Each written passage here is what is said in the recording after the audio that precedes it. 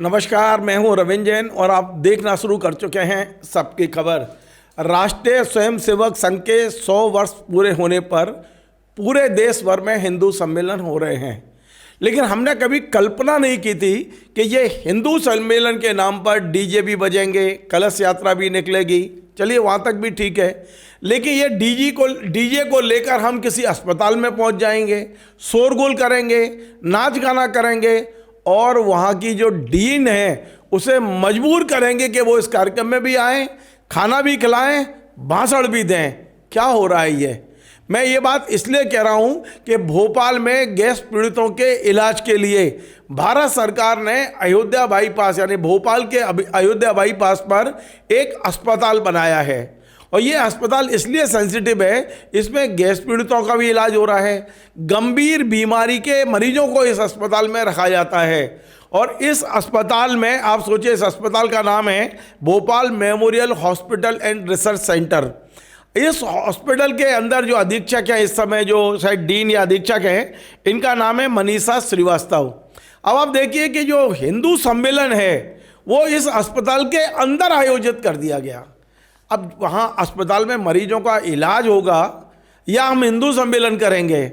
मैं आज तमाम सारे अपने हिंदू भाइयों से ही पूछ रहा हूँ, या जो जिम्मेदार लोग हैं उनसे पूछ रहा हूँ, क्या ये आपने ठीक किया? क्या आपको नियमों की जानकारी है? क्या ये जो डॉक्टर मैडम बैठी हैं इन्हें नियम पता है कि भारत सरकार के प्रदूषण निवारण जो विभाग है, बाकायदा मंत्रालय है, जो पर्यावरण मंत्रालय है, उसने ध्वनि प्रदूषण विनियम एवं नियंत्रण नियम 2000 बनाए हैं, जिसकी धारा 3(5) में ये कहा गया है कि अस्पताल से 100 मीटर दूर तक, शैक्षणिक संस्थान से 100 मीटर दूर तक कोई भी शोरगुल नहीं होना चाहिए, कोई भी धार्मिक जुलूस नहीं निकलना चाहिए, कोई भी धार्मिक आयोजन नहीं होना चाहिए। लेकिन संघ से सब डर रहे हैं इस समय, बीजेपी से सब डर रहे हैं इस समय। आप जो चाहें वो करने को तैयार हैं, पर संघ के जिम्मेदार लोगों को भी तो सोचना चाहिए। आप भी तो इस देश के सच्चे नागरिक हैं, आप देश के एक मतलब कह रहे जिम्मेदार नागरिक हैं। यदि कोई गलती कर रहा है तो आप डांटिए इन लोगों को। अब मैं आगे बढ़ने से पहले आपको वो डीजे, उसके बाद कलश यात्रा, ये जो हॉस्पिटल के अंदर निकल रही है, जरा ये वीडियो तो देखिए आप, क्या शोरगुल हो रहा है, डांस हो रहा है, और अंदर वो मरीज बेचारे भर्ती हैं जो गंभीर बीमारियों से त्रस्त हैं। अब वो बेचारे कैसे ये 4-6 घंटे रहे होंगे। पहले आप जरा ये वीडियो देख लीजिए।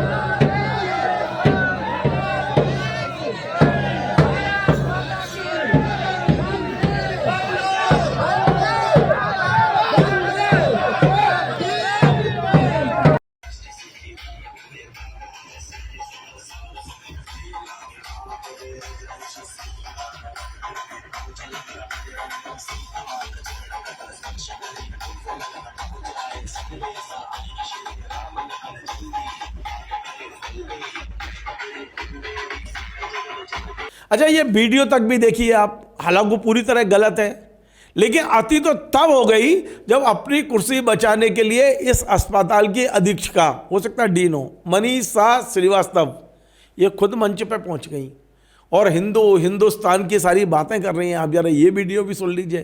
कहा तो ये गया है कि जो 1000-1500 लोग इस सम्मेलन में पहुंचे थे, उन्हें खाना भी मैडम ने खिलाया। देखिए आप।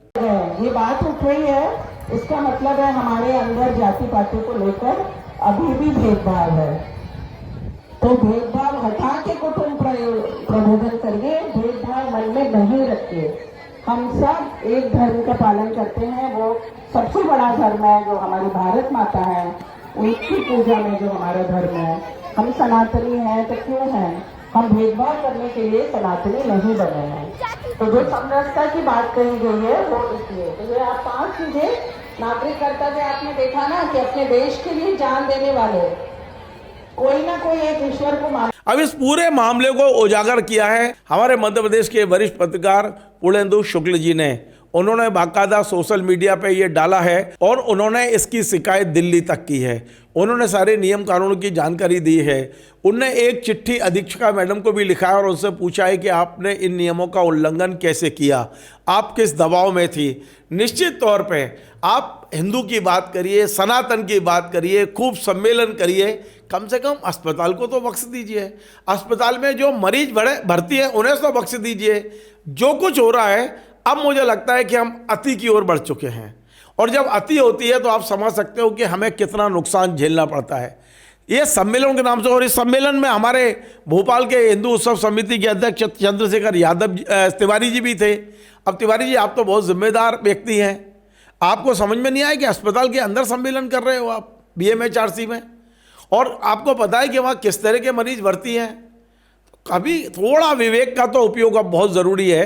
ये जो हम धर्म के नाम पर, जो हम जातियों के नाम पर जो इस समय बट रहे हैं, इस समय कट रहे हैं, जो कुछ हो रहा है, इसको कम से कम कुछ विवेक लगाइए। क्योंकि अंदर केवल एक जाति के लोग भर्ती नहीं थे, आपके ही भाई और आपके रिश्तेदार ही उस अस्पताल में थे जो इस कष्ट को झेल रहे होंगे, आपके शोरगुल के कारण से परेशान होंगे। हो सकता है कि कुछ की तबीयत और बिगड़ी हो, मुझे नहीं पता है कि कितने मरीज वहाँ थे। लेकिन पुर्णेंदु जी का मैं अभिनंदन करता हूँ, स्वागत करता हूँ। पत्रकार वे आज भी अपनी जिम्मेदारी निभाते हैं, पिछले 50 साल से पत्रकारिता में हैं। आज जब मैंने उनका सोशल मीडिया देखा तो मुझे लगा इस खबर को आम आदमी तक पहुंचाना चाहिए। ये खबर मूलतः पुर्णेंदु शुक्ल जी की है, मैं सिर्फ आपको दिखा रहा हूं। ये सारे विजुअल उन्होंने मुझे दिए हैं, मैं उनका आभार व्यक्त करता हूं। नमस्कार। Join the next be the best, Bundelkhand का सबसे विशाल और आधुनिक विश्वविद्यालय ज्ञानवीर यूनिवर्सिटी। ये सिर्फ एक यूनिवर्सिटी नहीं, ये है आपके सपनों का लॉन्च पैड। यहाँ मिले आपको smart classrooms, modern campus, updated labs और एक्सपीरियंस्ड फैकल्टी। हर स्टूडेंट को मिलता है कॉन्फिडेंस, ग्रोथ और एक ब्राइट करियर का प्रॉमिस। नए सेशन के लिए एडमिशन ओपन है, तो इंतजार कैसा? आज ही कांटेक्ट कीजिए।